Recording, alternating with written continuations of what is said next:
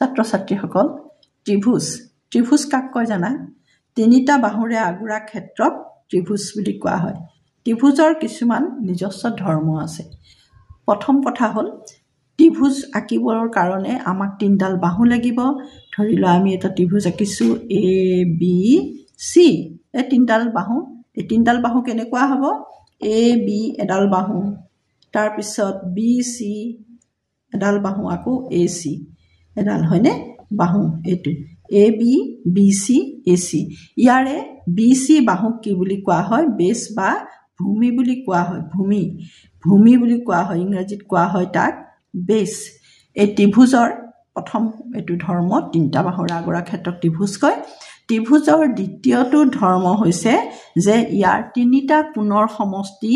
দুই সমকোণ বা 180 ডিগ্ৰী অৰ্থাৎ M angle A plus M angle B plus M angle C এই তিনিটা কোণৰ টোটেল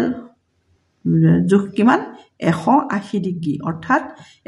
ত্ৰিভুজত তিনিটা কোণৰ সমষ্টি 180 ডিগ্ৰী হ'বই লাগিব ধৰি লোৱা ইয়াৰ যদি 60 ডিগ্ৰী এটোৰ যদি 60 ডিগ্ৰী তেতিয়া হলে এই ওপৰটো 60 ডিগ্ৰী হ'ব লাগিব অৰ্থাৎ কি হ'ব 60 plus 60 ডিগ্ৰী plus 60 ডিগ্ৰী সমান কিমান হ'ল 180 ডিগ্ৰী 180 ডিগ্ৰী বা 60 degree into 3 that means 0 3 ja 0 6 3 ja 18 180 degree অৰ্থাৎ ত্ৰিভুজৰ তিনিটা কোণৰ সমষ্টি 180 ডিগ্ৰী বা দুই সমকোণ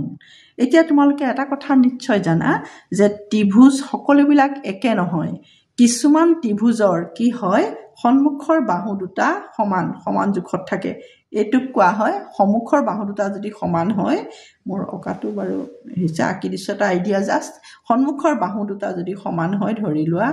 A B C ত্ৰিভুজৰ A B বাহুডালৰ লগত এ সি বাহুডাল সমান ধৰি লোৱা এ বি বাহুডালৰ লগত এ সি বাহুডাল সমান A B is equal A C তেতিয়া এইটো কি ক'ব জানানে সমদ্বি বাহু ত্ৰিভুজ এইটো কি বুলি কোৱা হ'ব সমদ্বি বাহু ত্ৰিভুজ অৰ্থাৎ যি ত্ৰিভুজৰ সন্মুখৰ বাহু কেইটা সমান তাক কোৱা হয় সমদ্বি বাহু ত্ৰিভুজ আৰু ইংৰাজীত তাক কোৱা হয় আইচোস্কেল ট্ৰায়াঙ্গল তোমালোকে যিহেতু সৰহ সংখ্যক ইংলিছ মিডিয়ামত পঢ়া ল'ৰা ছোৱালী আছা তোমালোকে জানিবা তাক কি বুলি কোৱা হয় isosceles triangle ISOSC